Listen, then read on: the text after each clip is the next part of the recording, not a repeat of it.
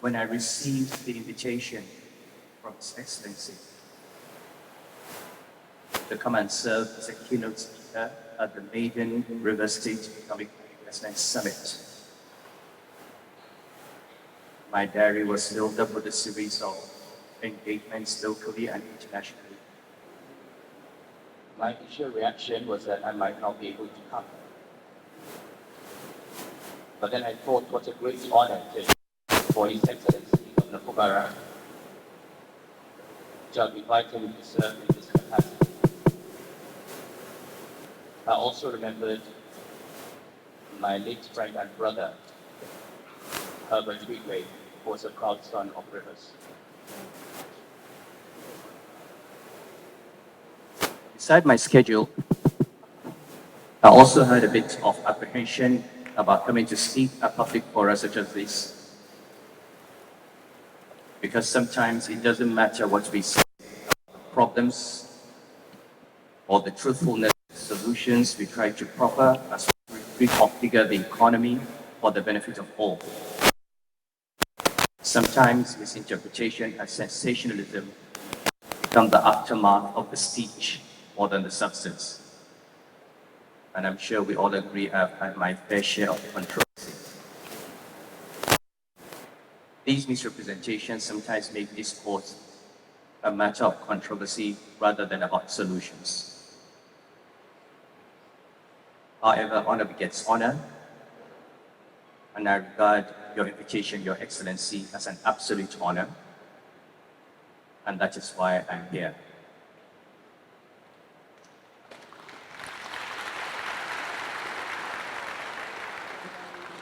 Also, honoring River State is for me honoring one of my best friends, Wike. And this is another way of paying my respect to him. And today of all days, I wish you were here with me. At this moment in our history, when the country is desperate to chart a new course in economic thinking, opting for a paradigm shift that seeks to harness our vast potential and propel us towards sustainable growth and prosperity. The decision to center governance around economic development through investment promotion is a very thoughtful and brave decision by the government of River State. This is more so because the reform of an economy, whether of a state or of the federation at large, requires difficult decisions. It involves policies that may be painful and unpopular, which don't usually go down well with politicians who need re-election. But that is the only way to guarantee a better future for the same people that might be hard on. And at this point, it's important for us as Nigerians to be realistic. The mismanagement of the last 10 years will not be undone in 6 months or 1 year. And we need to understand that some of the difficult decisions that are taken will take time to work through the economy. It will take a little while for us to see a turnaround, but those decisions are absolutely necessary in order to save the economy. We always knew we would have to go through this process if we did not change course. We have seen this movie. We've seen it in Zimbabwe, we've seen it in Venezuela, we've seen it in Argentina, and it is a movie we do not want to be a part of. I do hope that we'll make this transition a short one and go back to economic growth. But it is the right thing to do. As the second largest economy in Nigeria after Lagos, River State has a unique opportunity to emerge as a beacon of progress in the face of hopelessness. It has the opportunity to operationalize the ideals of the concept of subnationalism in a federal context by building a resilient, dynamic, modern, and effective system that fosters economic development and prosperity. With rich arable land, abundant oil and water resources, as well as the strategic location of the state, Rivers can be one of the best investors' paradises, not just in Nigeria, but in West Africa.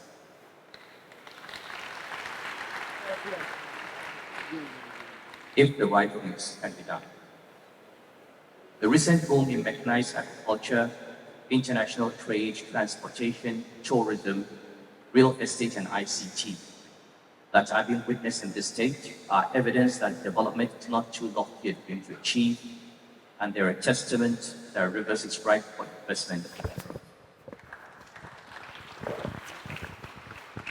But while organic factors may induce the emergence and unfolding of a certain level of growth in various sectors of an economy, sustainable development is a result of deep thinking, deliberate and strategic actions, as well as the political will to perform and achieve.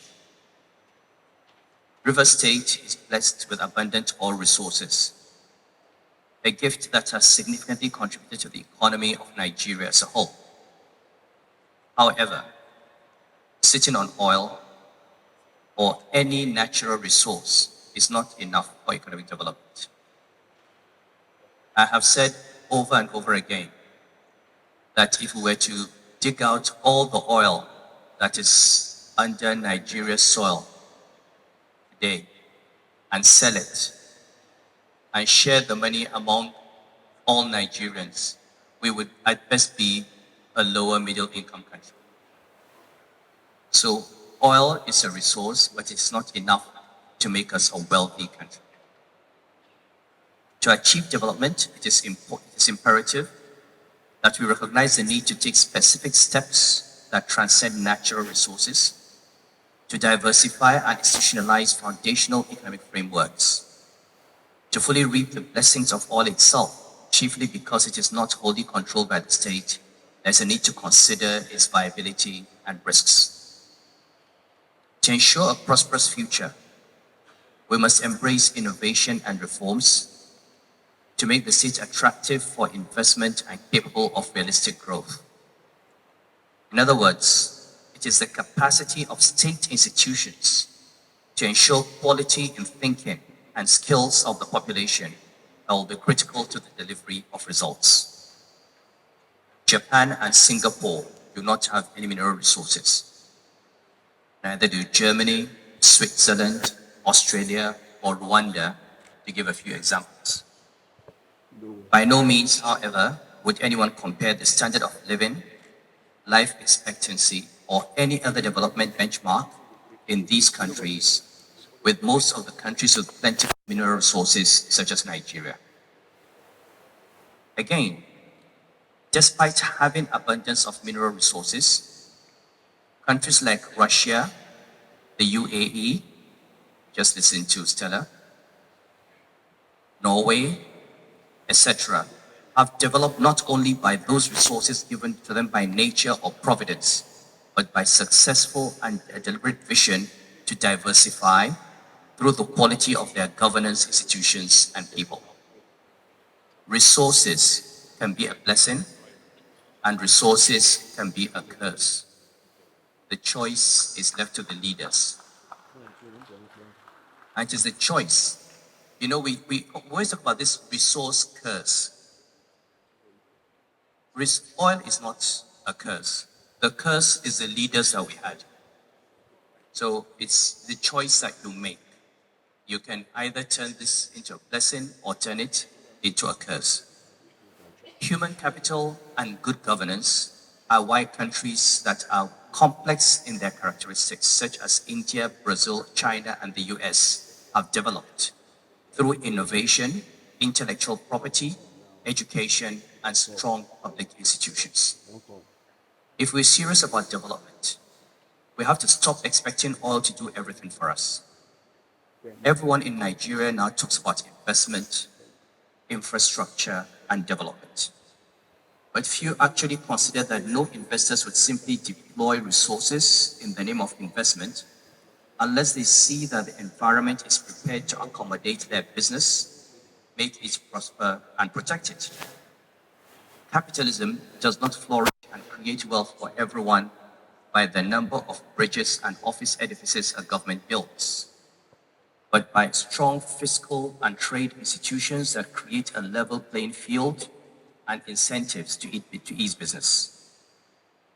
your roads and bridges will eventually decay, and you'll have to either borrow or build new ones or become helpless. With an easy business environment and a skilled population, economies have transformed and grown to mega cities. It is therefore not enough for us to want to bring investors or achieve economic development in Rivers State. We have to lay some foundation for the economy to stand on. What kind of state does His Excellency want to lead after his tenure as governor?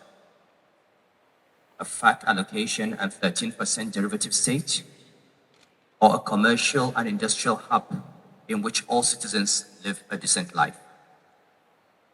For this, we must put stress on human capital and design education and skills training that are fit for this century, such that IOCs, for example, don't have to bring expatriates to work on their offshore and onshore sites. The state education system should create a skilled population that is fit for the labor requirements of any investor to safeguard the employment of your citizens. The standard of the public service means that it has to be able to implement investor-friendly policies that would attract and regulate these investments. The judiciary must be independent, and judges must be seen to rise above any suspicion of corruption. The laws taxed its way to prosperity. Tax is important. Broadening the tax base is important. Having the tax net is important, but taxes must be streamlined, they must be sensible, and we must tax growth and not income.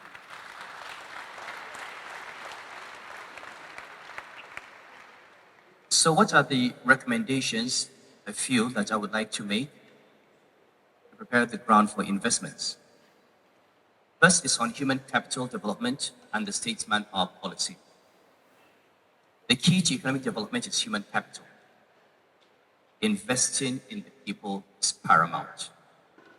Rivers State needs robust education and skills training programs that essentially aim to prepare its youth to be the future workforce. I was speaking to the governor today and telling him I'm sure he has, as I do and as all of us have, hundreds of CVs of young people who have first-class degrees and don't have jobs. And unfortunately, they cannot do anything if they don't get a formal job because they have not been equipped with the right skills for this economy. The state needs a robust education and skills training program that essentially aims to prepare its youth to be the future workforce.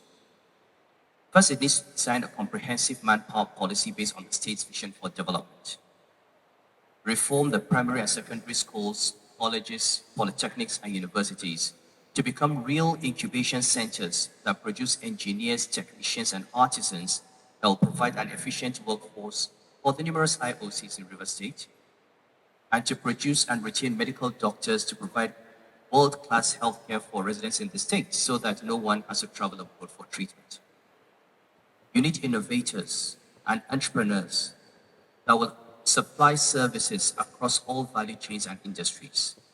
It is important to raise the quality of the schools by investing in teaching capacity, learning tools, and pedagogy that will nurture a culture of creativity and problem solving. It is critically important to invest in vocational training and apprenticeship to close the education gap, aligning with the needs of our economy. The second issue is institutional reform. We need to foster a business-friendly environment. Alongside equipping the population with skills through education, the state must streamline government processes to reduce red tape by instituting transparent and accountable governance structures that are crucial for building confidence and ensuring effective service delivery. In this digital age, leveraging technology is essential. Implementing e-government services and digital payment systems can streamline operations and enhance transparency. Building a robust IT infrastructure will support businesses and spur innovation in these days of artificial intelligence, making Rivers State a hub for technological advancement a regulatory and fiscal responsibility. The third is the legal and judicial system. An efficient legal and judicial system is vital for economic growth.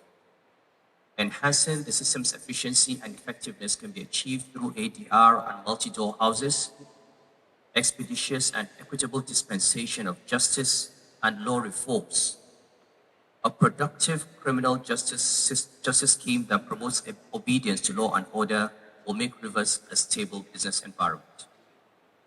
Rivers State should commit to building and strengthening institutions that will promote prosperity. It should set up agencies for geographic information services, promoting residency rights and investment opportunities, quality assurance in the management of data and statistics to monitor performance. Monitoring performance in such critical areas as urban and rural development and delivery of essential services is important. These will automatically boost Rivers' reputation and engender public trust and attract and facilitate investment. These are incentives and support for investors that will make Rivers State a preferred destination for business ventures. 4, strategic infrastructure. It has almost become a cliche that infrastructure is the backbone of economic development. But what type of infrastructure? As much as roads and bridges are important for ease of movement of goods and services, they must not be made in isolation from other imperatives. In this country, we hear ministers of work say, oh, we built so many 1,000 kilometers of road. 10,000 kilometers of road from where to where? And that is the key. Farmers can still not get their goods to the market.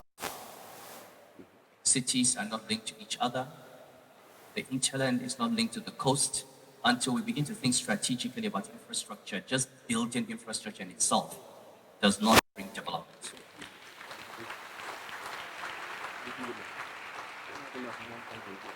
We must invest in renewable energy and more power generation, for instance.